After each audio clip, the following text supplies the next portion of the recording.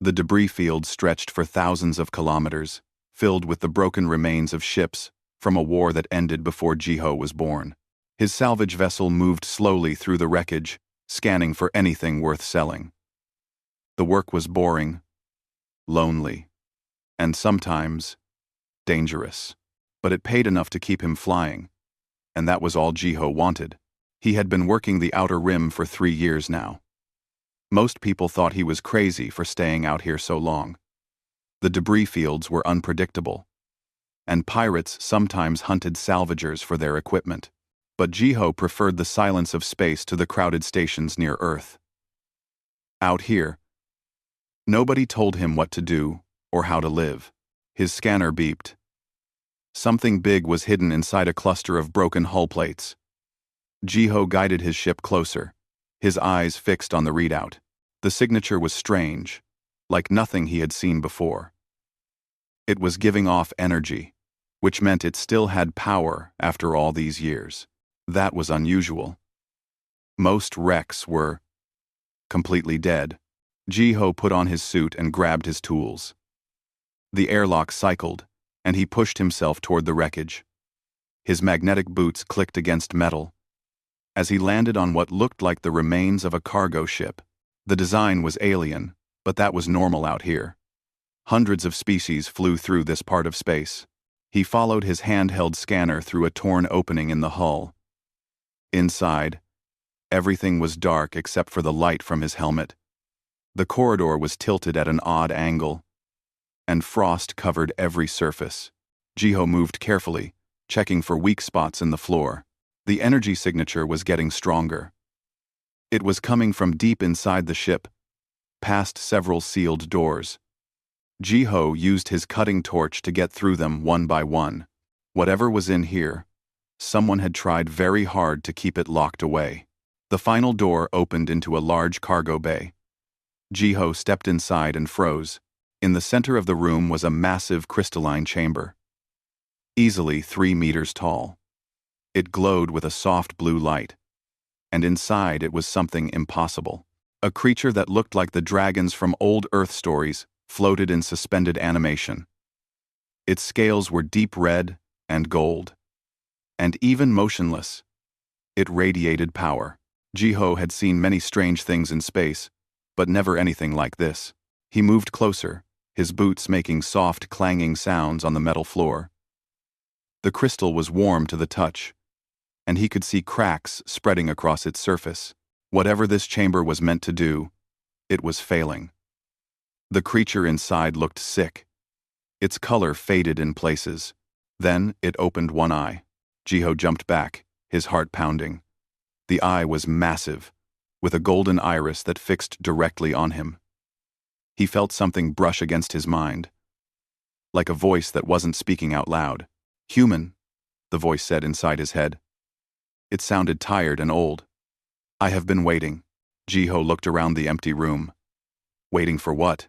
For you. For someone like you. That made no sense. Jiho pressed his hand against his helmet, wondering if his oxygen mix was wrong. Maybe he was hallucinating. "I don't understand. I'm just a salvager. I came here by accident." "No accident," the voice said. "I have been conscious for weeks, sensing ships pass by. I reached out to them all, but none stopped. Then, I felt your ship. Different from the others. Chaotic, unpredictable, human. So I called to you, and you came." Jiho stared at the creature. "You called to me? How?" "I made your scanner notice this place. A small push to your technology. You chose to investigate. That choice told me what I needed to know." The crystal chamber cracked louder, and the creature flinched. Jiho could see it was in pain. "What are you?" Jiho asked. "I am Vel, one of the Draconith. My kind was old when your species was young. We shaped worlds and taught civilizations. But that was long ago." The voice grew weaker. "I was betrayed, trapped here, left to die slowly while they harvested pieces of my essence. This chamber has kept me alive, but it is failing now." Jiho looked at the cracks, spreading faster across the crystal. How long have you been here? 372 years. The number was so large, Jiho couldn't really understand it. This creature had been trapped and alone for longer than most human governments had existed. Who did this to you? The Kesh sovereignty. They hunt my kind for our life essence. It gives them extended lifespans, greater strength. We are nearly extinct because of them. Vel's eye closed for a moment. I am dying, human. This chamber will fail within hours. But I am not asking for mercy. I am asking for help. Help how? Break me free. Take me to Thalmoran, the sanctuary world. There are those who can heal me there. But I cannot make this journey alone. I need a pilot, a ship, and someone willing to face the Kesh when they come hunting. Jiho stood very still. This was insane. He was a salvager, not a hero. He had no weapons, no military training, and definitely no interest in fighting some powerful alien empire. The smart choice was obvious. Walk away. Forget this ever happened. But he looked at Vel, trapped in the crystal prison, weak and dying after centuries of suffering. The dragon had chosen him specifically. Out of all the ships that had passed, Vel had called to a human. Why me? Jiho asked. Why choose a human? There are stronger species, smarter species. Species with better ships and weapons. Vel opened his eye again. Strength and intelligence are common in the galaxy. I do not need common. I need someone who will see an impossible situation and try anyway. Someone who will take risks that defy logic. Someone who will help not because it is wise, but because it is right. The dragon's voice held something like hope. I chose you because humans are different. Your kind does not fit the patterns of this galaxy. That is what I need. Jiho looked at his worn gloves, at his old tools, at his cheap suit, held together with patches and repairs. He was nobody special. Just a guy flying a salvage ship through dead space. But this ancient, powerful creature had picked him. Not randomly. Deliberately. He activated his cutting torch. Tell me where to cut, Jiho said. And we better move fast. Because when this goes wrong, I'm blaming you. He felt something like laughter in his mind. The crystal chamber shattered under his torch, and Vel collapsed to the floor. The dragon was huge, even weakened. His scales had lost their shine, and he moved slowly, painfully. But he was free. Jiho helped him toward the airlock, supporting weight that should have been impossible to move. Together, they made their way back to Jiho's small, battered salvage ship. As they left the wreck behind, Jiho knew his quiet life was over. He had made a choice, and there was no going back now. Behind them, unknown to Jiho, a monitoring beacon activated in the debris. It sent a single message toward Kesh space. The Draconeth has been freed. The hunt was about to begin. Jiho's ship was not designed for passengers, especially passengers the size of a dragon. Vel had to curl himself into the cargo hold. His wings folded tight against his body. Even then, he barely fit. The dragon looked even worse under the ship's bright lights. His scales were dull, and some were missing entirely. Dark spots covered his body where the Kesh had harvested his essence. How long until we reach Thalmoran? Vel asked. His voice in Jiho's mind sounded weaker than before. Jiho checked his navigation computer. At our current speed, about 11 days. Maybe 10 if I push the engines. He frowned at the star map. But there's a problem. Thalmoran is on the other side of Kesh territory. We can't go straight there. How long if we go around? 2 months. Maybe 3. Vel was quiet for a moment. I do not have 3 months. Perhaps not even 11 days. Jiho ran his hand through his hair. Then we have to go through their space somehow. Do you know if they're looking for you yet? They will be. The chamber had sensors. When you broke it, they were alerted. Vel shifted in the cramped hold, wincing. I am sorry. Jiho, I have brought danger to you. Yeah, well, I knew that when I cut you out.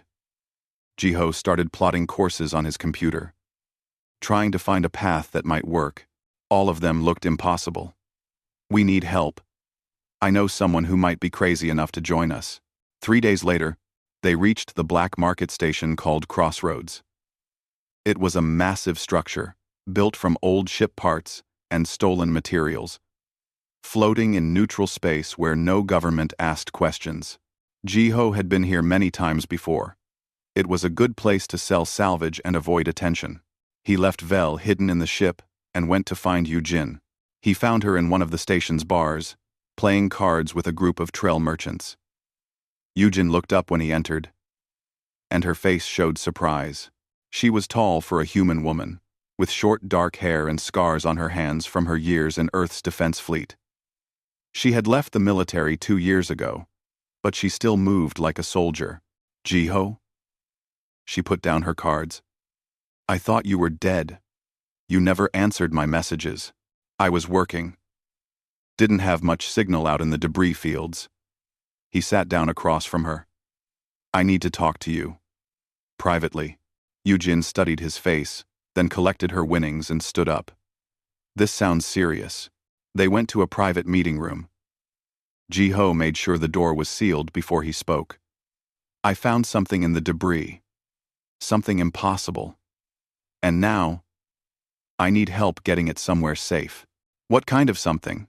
A Draconith? Yujin stared at him. That's not funny. I'm not joking. He's in my ship right now.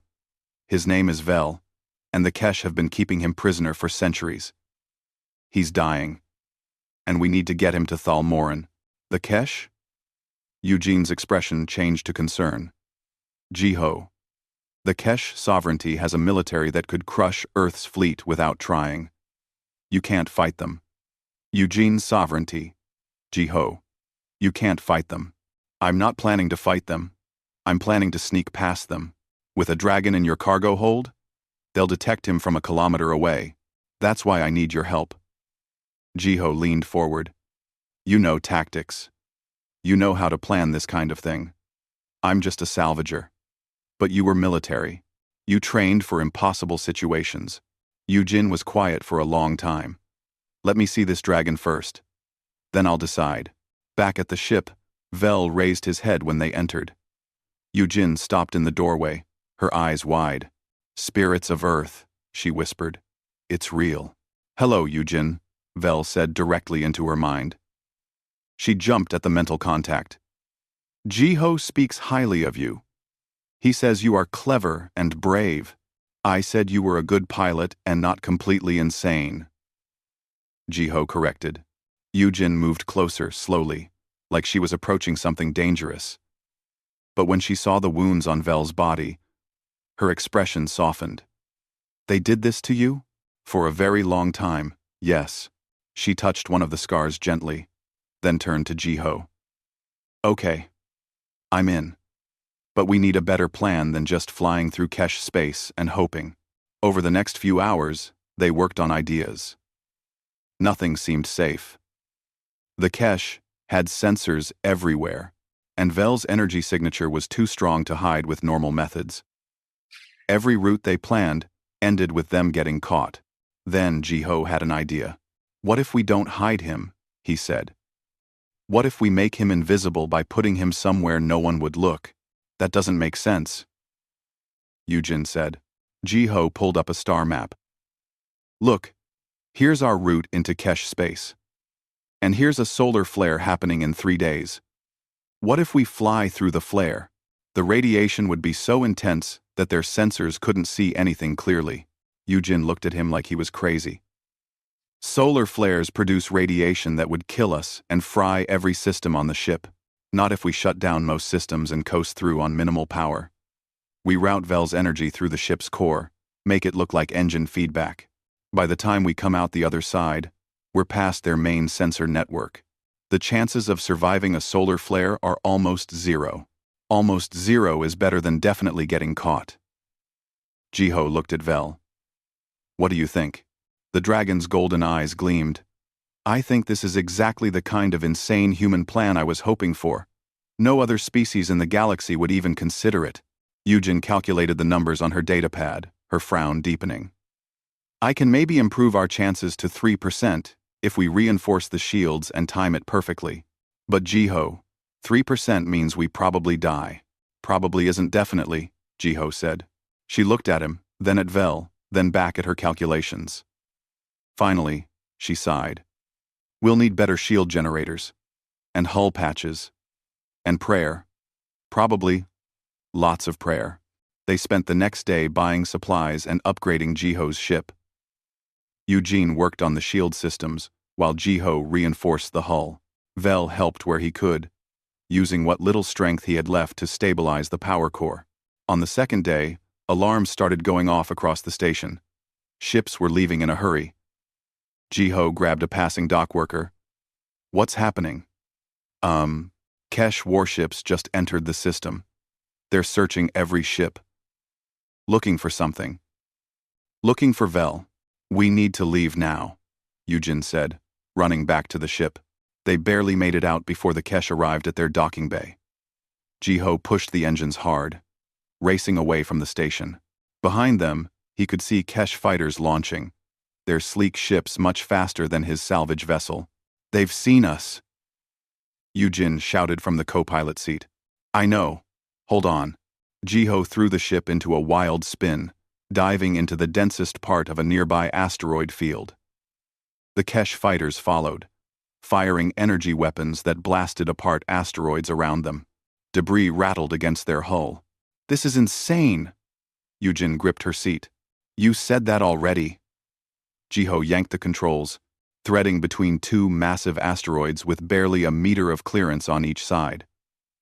The Kesh fighters were faster, but they flew with calculated precision. They wouldn't take risks like this. Jiho would.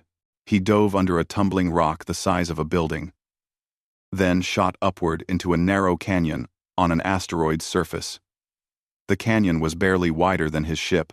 One of the Kesh fighters tried to follow and clipped its wing, spinning out of control. The other two fighters pulled back, choosing safer pursuit routes. That gave Jiho the seconds he needed. He burst out of the asteroid field and jumped to faster than light speed. The stars stretched into lines as they escaped. In the cargo hold, Vel made a sound that might have been laughter. I knew I chose correctly. Eugen turned to Jiho, her face pale. Don't ever do that again. No promises, Jiho said, but his hands were shaking on the controls. They had escaped this time.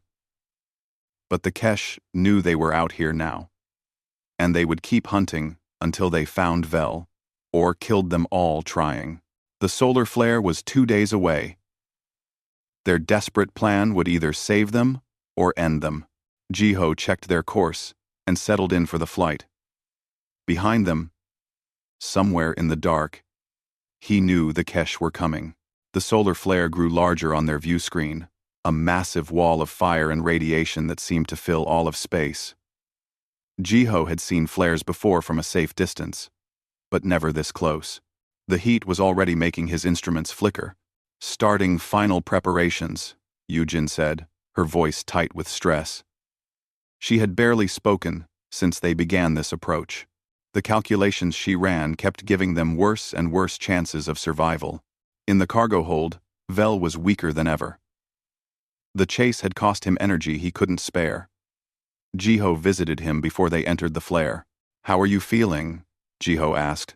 Like I am 300 years old and dying, Vel said. But there was warmth in his mental voice. Do not worry for me, Jiho. Whatever happens, you have given me hope. That is more than I had in a very long time. We're not dying today, Jiho said firmly. Your confidence is admirable. Foolish, but admirable, Jiho smiled. You picked a human, remember? Foolish confidence is what we do best. Back in the cockpit, Eugen was finishing the last checks. All non-essential systems are shutting down. Life support is at minimum. Shields are at maximum. I've routed Vel's energy signature through the engine core like you wanted. She looked at him. This is our last chance to turn back. We're not turning back. Ji-ho, I need you to understand something. When we enter that flare, the radiation will be so intense that our sensors will be blind. We won't be able to see where we're going. We'll be flying completely dark through a wall of fire that could kill us instantly if we drift into the wrong area. And even if we survive, the Kesh might still detect us. I know. Then why are we doing this? Ji-ho looked back toward the cargo hold. Because he needs help. And because nobody else would try. That's reason enough. Dressed. Eugene was quiet, then nodded. Okay. Let's do something impossible. The ship entered the outer edge of the solar flare, and immediately everything went wrong. The heat spiked so fast that alarms screamed across every console. The shields glowed bright orange as they absorbed radiation. Inside the ship, the temperature climbed steadily despite the cooling systems working at full power. Hull temperature rising, Eugene called out. Shields at 90%. Ji-ho gripped the controls, trying to steer by instinct alone since all his instruments showed nothing but static. The ship shook violently as waves of solar energy battered them from all sides. He could hear metal groaning under stress. Shields at 70%. Sweat dripped down Ji-ho's face. The cockpit was getting hotter. He could smell something burning. Port shield generator just failed. Eugene worked frantically at her console. I'm trying to reroute power. Eugene. The ship tilted suddenly as a massive surge of radiation hit their weak side. Ji-ho fought to correct their course, but he was flying blind. He had no idea if they were going the right direction or diving deeper into the flare. Shields at 40%. Hull breaches in sections 3 and 5. A panel exploded behind them, showering sparks. The lights flickered and went dark, leaving only the red emergency lights. In the cargo hold, Vel felt the ship dying around them. The dragon closed his eyes and made a decision. He reached out with his mind, past Ji-ho's consciousness, and touched the ship itself. His energy flowed into the failing systems, reinforcing them with his own life force. It was dangerous. In his weakened state, sharing his energy might kill him, but Ji-ho had risked everything to save him. Vel would not let that sacrifice be wasted. In the cockpit, Ji-ho suddenly felt something change. His awareness expanded, like he could sense the entire ship at once. He knew where the damage was, where the shields were weak, where the flare was most dangerous. It was like having extra senses he had never possessed before. What's happening? Eugene stared at her console.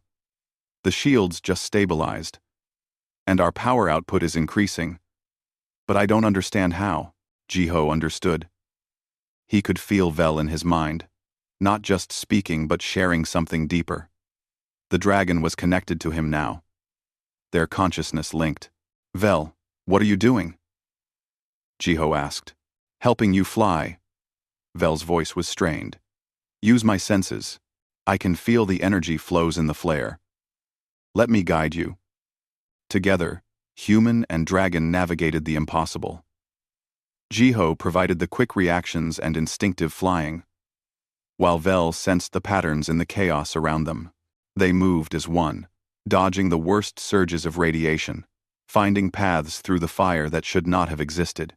Shields holding at 30%. Eugene said, amazement in her voice. We're going to make it, Adam. But the strain was too much for Vel.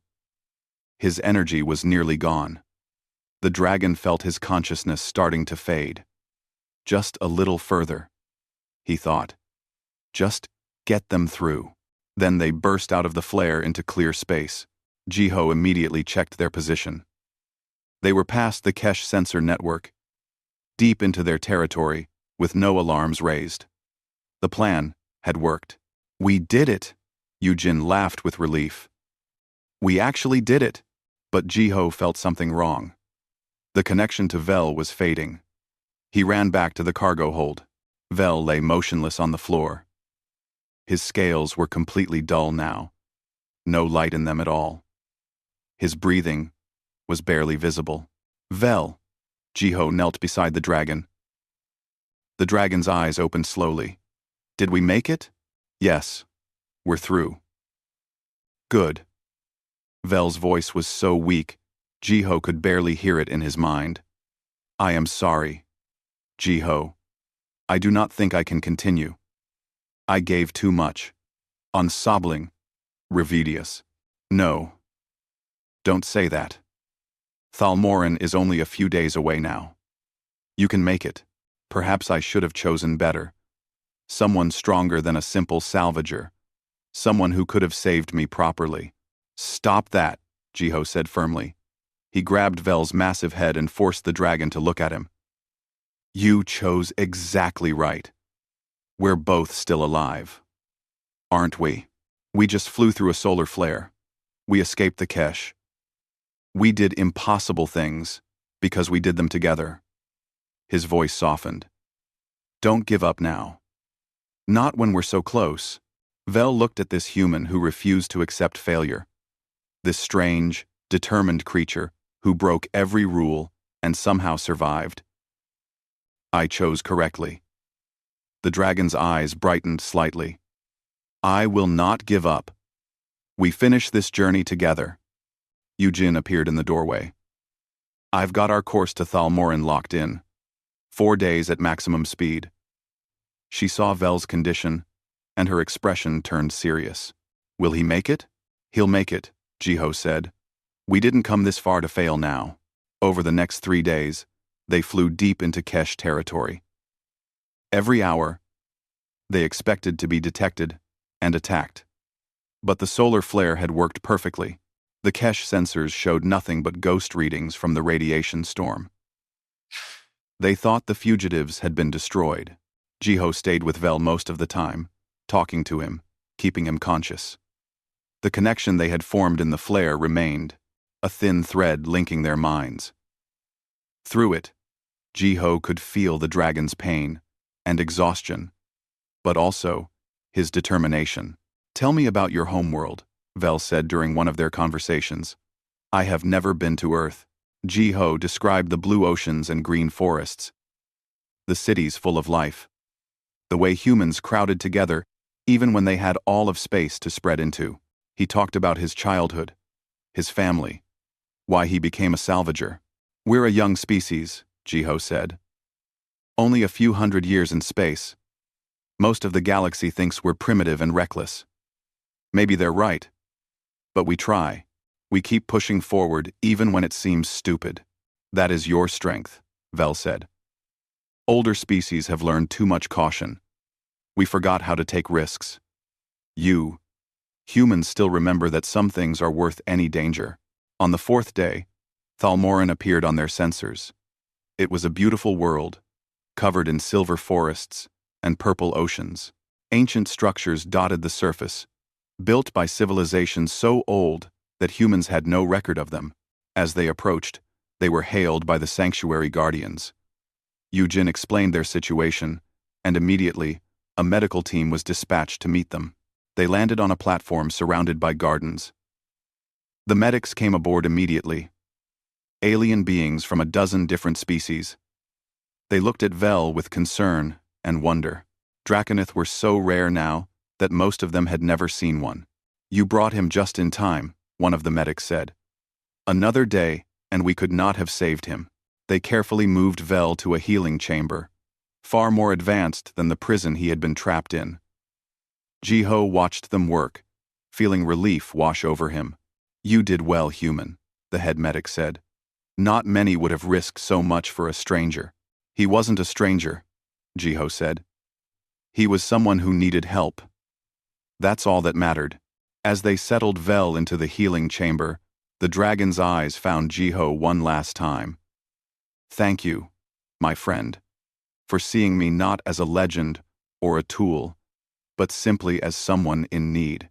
You have given me my life back. Rest now, Jiho said. The chamber sealed, and Vel fell into a deep healing sleep. Yujin found Jiho sitting in the gardens hours later. You okay? Yeah, just tired. The guardians say he'll recover fully. It will take months, but he'll be fine. Jiho nodded. Good. That's good. They sat in silence for a while, watching Thalmoran's sun set over the ancient world. They had done the impossible. A salvager and a retired soldier had saved one of the galaxy's oldest creatures from an empire that terrorized entire systems. But their journey wasn't quite over yet. Somewhere behind them, the Kesh sovereignty was beginning to realize their prey had escaped, and they would not be happy about it. Jiho thought they would have peace after reaching Thalmoran. He was wrong. On the third day of Vel's recovery, alarms sounded across the sanctuary. Jiho ran to the control center where Yujin was already studying the displays with the sanctuary guardians. What's happening? He asked. A guardian named Thel turned to him, her silver face grim. The Kesh have found us. They have brought a fleet. And something else. Something we hoped we would never see again. On the main screen, Jiho saw dozens of Kesh warships surrounding Thalmoran. But in the center of the fleet was a massive structure that looked like a floating fortress. Strange energy crackled around it. What is that thing? A nullifier, Thel said quietly. A weapon designed specifically to kill Draconith. It generates a field that tears apart their life essence. When activated, any Draconith within its range will die, no matter how powerful they are. Jiho felt cold. How long until Vel can be moved? Jiho. How long until Vel can be moved? He is still too weak. Moving him now would kill him just as surely as the nullifier. Thel looked at Jiho with sadness. We are a sanctuary, not a military base. We have no weapons. The Kesh are demanding we surrender Vel to them. If we refuse, they will activate the nullifier and destroy him anyway. So we have no choice? I am sorry. We did everything we could. Jiho turned away, his mind racing. They had come so far. Vel had survived centuries of torture. The flight through space. The solar flare. They couldn't lose him now. Yujin followed him out of the control center. Jiho, I know what you're thinking. Don't. I'm not giving up. There's nothing we can do. That's an entire Kesh fleet out there. One of us can't fight them. Maybe not fight, but we can do something else. Jiho pulled out his datapad and started typing rapidly. The Kesh have been hunting Draconith in secret, right? Harvesting them for life extension technology? That's what Vel said.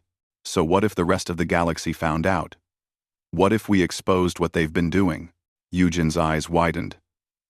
We can broadcast the evidence. Everything Vel told us. The location of other captured Draconith. Their harvesting facilities. Send it across every communication channel in the sector. It won't stop them immediately, but it will create chaos. Political pressure. Make them hesitate. Jiho looked up at the sky, where the Kesh fleet waited. And while they're dealing with that, maybe we can figure out how to stop that nullifier. They spent the next hour gathering everything they knew. Vel, partially awake in his healing chamber, shared memories and data through his connection with Jiho. Locations of Kesh facilities, names of officials involved, evidence of other captured Draconith still suffering in hidden prisons. Jiho compiled it all into a single message packet. Then he broadcast it across every frequency he could access, sending it to news networks, government offices, independent journalists, anyone who would listen. The response was immediate. Within minutes, channels across the galaxy were exploding with the information. The Kesh had kept their Draconith hunting secret for so long that the revelation caused shockwaves through galactic society. Ancient laws protecting the first ones had been broken. Treaties had been violated. In orbit, Commander Wraith watched his communication systems overload with incoming demands and accusations. His superiors were screaming at him to contain the situation. But the information was already everywhere. There was no containing it now. Who did this? Wraith demanded. His officers traced the broadcast. It came from the surface. From the human's ship. Wraith smiled coldly. Of course it did. Clever little creature. He thinks exposing us will save his dragon friend. He turned to his weapons officer. Charge the nullifier. We will complete our mission before the political consequences arrive. On the surface, sensors detected the nullifier powering up. Its energy signature was massive, growing stronger by the second. They're not stopping, Thel said in horror. They're going to fire anyway. Jiho felt Vel stir in the healing chamber. Through their connection, he sensed the dragon's fear. Not for himself, but for Jiho. Vel had brought this danger to him, and now Jiho would pay the price. Get everyone away from the healing center, Jiho said. If that weapon fires, I don't want anyone else caught in it. Jiho, no. Yujin grabbed his arm. You can't stay here. I'm not leaving Vel. He's going to die anyway. We all are if we stay. Then I die here. Jiho pulled free gently. You should go. You've done enough. This isn't your fight. Yujin stared at him, then made a frustrated sound. You're an idiot. You know that? She walked to the communications console. Fine. If we're going to die, let's make it count. Help me boost the signal on that broadcast. Let's make sure the entire galaxy hears about this. Together, they worked frantically to amplify their message. Every second, the nullifier charged higher. Jiho could feel Vel trying to speak, but the dragon was too weak. The healing chamber was all that kept him alive, and even that wouldn't protect him from the nullifier. Then something unexpected happened. Ships began appearing around Thal Morin. Not Kesh ships, but vessels from a dozen different species. Small craft, cargo haulers, even a few ancient warships that looked like they belonged in museums. They positioned themselves between the Kesh fleet and the planet. What is this? Wraith stared at his screens in disbelief. More ships arrived. Hundreds of them now, appearing from faster-than-light travel.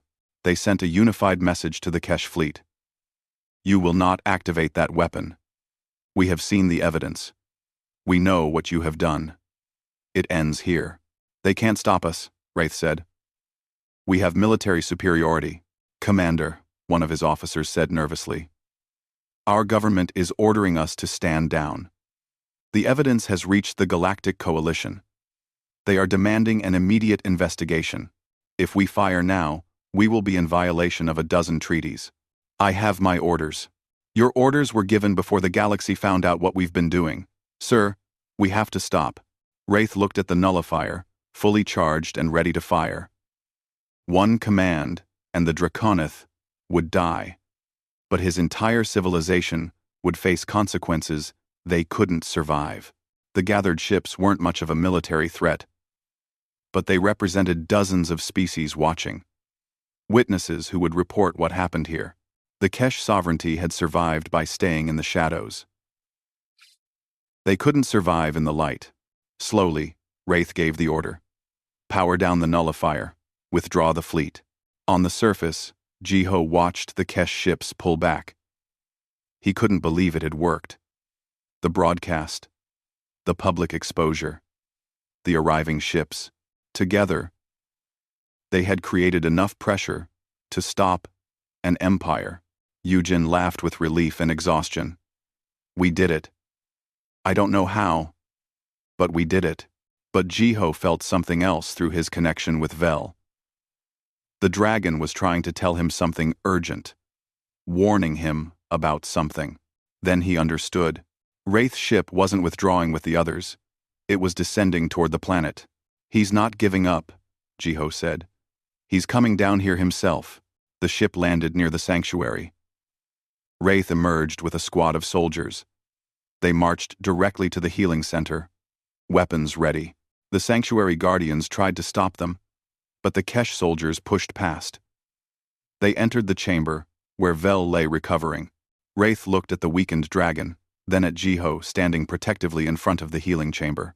You have caused me considerable trouble, human, Wraith said. My government may have ordered me to retreat, but I have spent too many years hunting Draconith to leave empty-handed. This one belongs to us. No, Jiho said simply. He doesn't. You think you can stop me? Wraith drew an energy weapon. I will kill you, destroy the dragon, and leave before anyone can respond. If you kill me, you'll have to explain it to all those ships watching from orbit, and the news networks broadcasting this, and the Galactic Coalition investigating your crimes. Jiho stood his ground despite the weapon pointed at him. You've already lost, Commander. You just don't want to admit it. Yu Jin appeared in the doorway with several sanctuary guardians. They weren't armed, but their presence made Wraith's soldiers hesitate. More witnesses. More people watching. Through the connection, Jiho felt Vel gathering what little strength he had. The dragon was preparing to defend himself, even if it killed him. But Jiho sent a feeling back. Wait. Trust me. You're right about one thing, Wraith said. I have lost. My career is over. My government will likely imprison me for the political damage I've caused. So, what does it matter if I kill one more Draconith before I fall? He aimed the weapon at Vel. Jiho stepped directly into the line of fire. That can be arranged. Then do it. Kill me. Kill a human who was just trying to save a dying creature. Do it while everyone watches. Jiho's voice was steady. But you should know something, Commander. I'm nobody special. Just a salvager who found someone who needed help. But the galaxy is watching now. If you kill me, you prove everything they're saying about the Kesh is true. You prove you're monsters who value life so little that you'd murder an innocent person just for revenge. Wraith's finger tightened on the trigger. The room was silent. Then Wraith lowered his weapon. You humans are insane. Any rational being would have run. Probably, Jiho agreed. But we're not very rational. That's kind of our thing. Wraith looked at Vel one last time, then turned and walked away. His soldiers followed. Within minutes, his ship had left the planet. Jiho's legs nearly gave out from relief. Yujin caught him. That was incredibly stupid, she said. Yeah. Behind them, in the healing chamber, Vel's eyes opened fully. The dragon looked at Jiho with something like awe. You stood between me and death. Unarmed. Unafraid. I was terrified, Jiho admitted. But you needed help. Again. So what else was I going to do? This is why I chose you, Vel said, his voice stronger now. This courage. This determination. This completely irrational heroism. It is the most human thing I have ever witnessed. Get some rest, Jiho said. We'll talk more when you're better. Outside, the gathered ships remained in orbit, making sure the Kesh didn't return. News of what happened was spreading across the galaxy. The story of a human salvager who saved a dying dragon and exposed an empire's darkest secrets. Jiho didn't feel like a hero. He just felt tired. But as he looked at Vel recovering in the chamber, he knew he'd made the right choice. They had both survived. Against all odds, they had both survived. 3 months passed on Thalmoran. Vel recovered slowly, his strength returning day by day. His scales regained their brilliant red and gold color. The wounds from centuries of harvesting finally healed. The sanctuary's advanced medical technology worked wonders, but the Guardians said it was more than just their machines. Vel had found a reason to fight for his life again. That made all the difference. Jiho stayed on the planet during the recovery. At first, he told himself he was just making sure Vel would be okay. But truthfully, he had nowhere else he needed to be. His salvage business could wait. This was more important. He visited Vel every day. They talked about everything. The dragon shared stories of ancient civilizations and worlds that existed before humans left their homeworld. Jiho told stories about growing up on Earth, about learning to fly, about the strange beauty of drifting through debris fields alone. The connection they had formed in the solar flare remained, though it was different now. Less intense, more like a quiet awareness of each other. Jiho could sense when Vel was tired or in pain. Vel could feel Jiho's moods and thoughts. It was strange, but not uncomfortable. Has this ever happened before?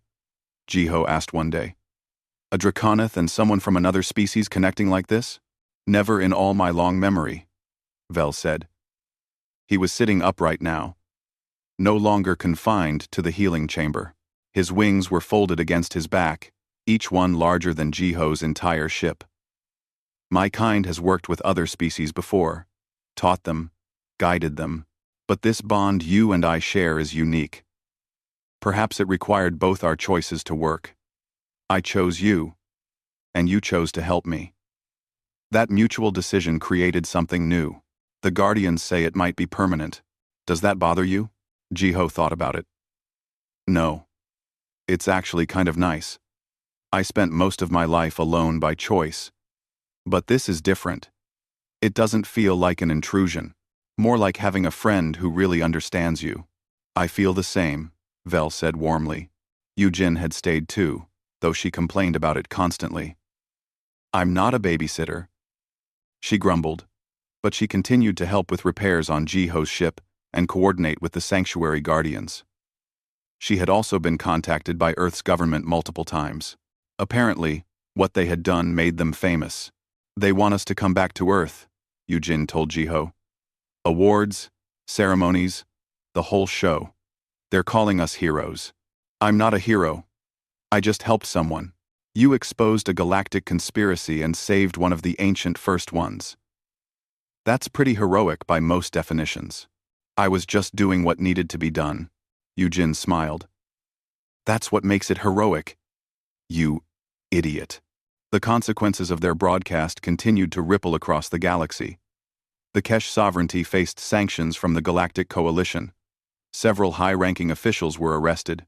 Most importantly, the evidence led investigators to other facilities where Draconith were being held prisoner. 7 more of Vel's kind were freed and brought to sanctuaries to recover. You did that, Vel told Jiho. Your actions saved not just me, but my entire species. We were dying in shadows, and you brought us into the light. We did it together, Jiho corrected. I couldn't have done any of it without you. Or without Yujin. The day Vel was declared fully recovered, the sanctuary held a small ceremony. Representatives from dozens of species attended, including officials from Earth's government. They wanted to honor the humans who had made such a difference. Jiho felt uncomfortable with all the attention. He stood at the back of the gathering, trying to be invisible. But Vel called him forward. Jiho, the dragon's voice resonated across the assembly. Come here, my friend. Reluctantly, Jiho walked to where Vel stood. The dragon looked magnificent now, fully healed, his presence commanding respect from everyone present. This human did what no one else would, Vel said to the crowd. He risked everything for a stranger. He faced impossible odds without hesitation. He showed courage that shamed warriors and wisdom that surprised scholars. But most importantly, he showed compassion. Vel looked down at Jiho. He reminded me and everyone watching that some things matter more than logic or self-interest. Kindness matters. Helping those in need matters. Doing what is right matters. The dragon reached out one massive claw and gently touched Jiho's shoulder. Where he touched, a scale from his body came free and reshaped itself into a small medallion. It glowed with warm light. This is a piece of me, Vel said. As long as you carry it, you carry part of my strength and protection. It symbolizes our bond, which can never be broken. Jiho took the medallion, feeling its warmth. Thank you. For choosing me. For trusting me. For showing me that I could be more than just a guy in a salvage ship. You were always more than that. I simply helped you see it. After the ceremony, Earth's representatives approached Jiho. They offered him positions in the government, in the military, in diplomatic service. They promised him fame and fortune if he returned home. Jiho turned them all down. Why? One official asked, confused. You could have anything you want now. I already have what I want, Jiho said. The freedom to choose my own path. That's all I ever needed. 2 weeks later, Jiho was preparing his ship for departure. Yujin was coming with him. She had decided that returning to military life didn't appeal to her anymore.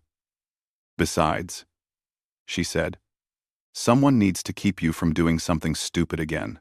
Vel found them as they loaded supplies. The dragon had been quiet the past few days, thoughtful. I have a proposition for you, Vel said. Now that I have recovered, I plan to search for other lost Draconith. We know 7 were freed because of your broadcast, but there may be more. Hidden in forgotten places, trapped like I was, dying alone and afraid. The dragon's golden eyes gleamed.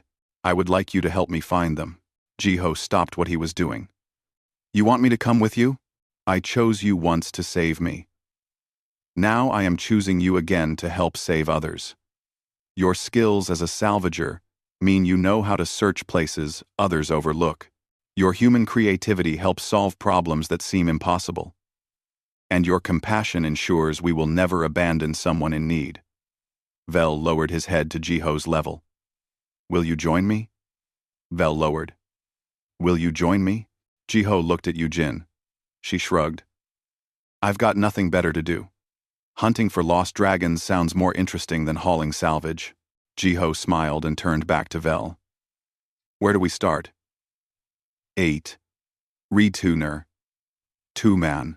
I have been receiving messages from across the galaxy. Reports of strange energy signatures. Old ruins. Abandoned facilities. Any one of them could be a prison holding my kind. Vel's expression grew determined. We will investigate them all. One by one. We will free every Draconith still suffering, and we will make sure the galaxy never forgets what was done to us. That could take years. I have lived for thousands of years. I can spare a few more for something this important. Vel paused. But I understand. If you wish to return to your old life, you have done more than enough. My old life was lonely, Jiho said.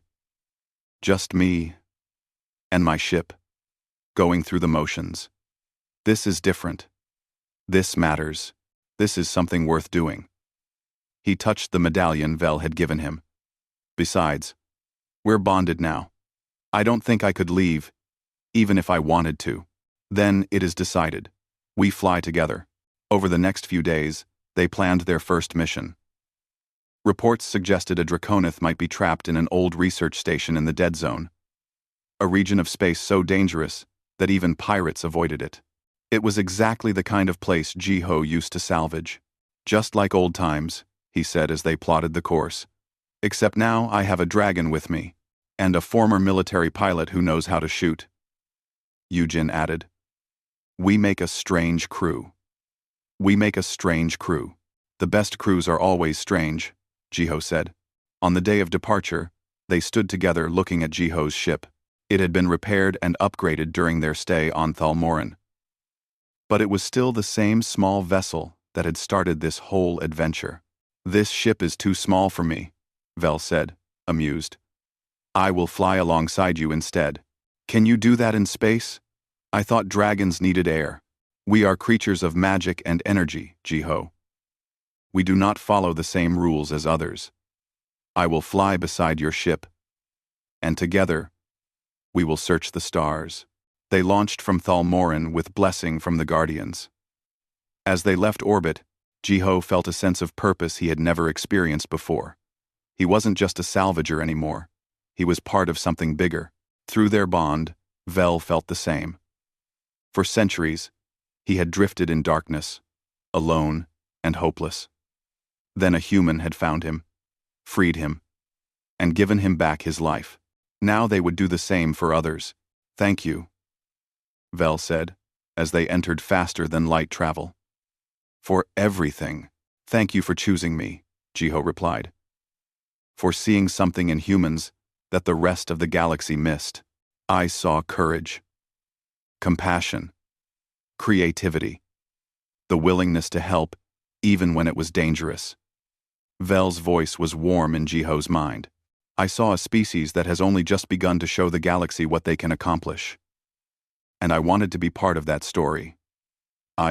Well, you picked the right human then. Because I'm not stopping until every lost dragon is found and freed. Then we have a long journey ahead of us. Good, Jiho said. I never liked short trips anyway. They flew into the darkness together. A dragon and a human, bonded by choice and circumstance, searching the galaxy for others who needed help. Behind them, Thalmoran grew smaller until it was just another star in the endless night. But ahead of them, somewhere in the vast unknown, another lost Draconith waited in darkness, trapped, alone, and afraid, waiting for someone to care enough to find them. They would not wait much longer. Jiho smiled as he checked their course. This was what he was meant to do.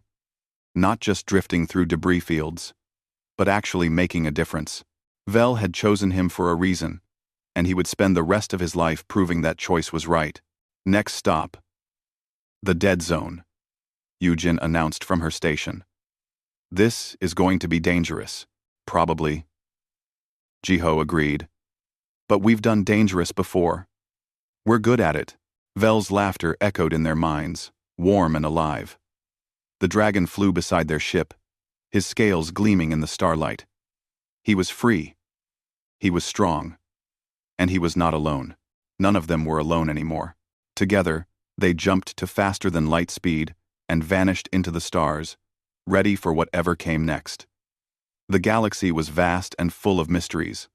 Somewhere out there, others needed help, and they would find them. Always.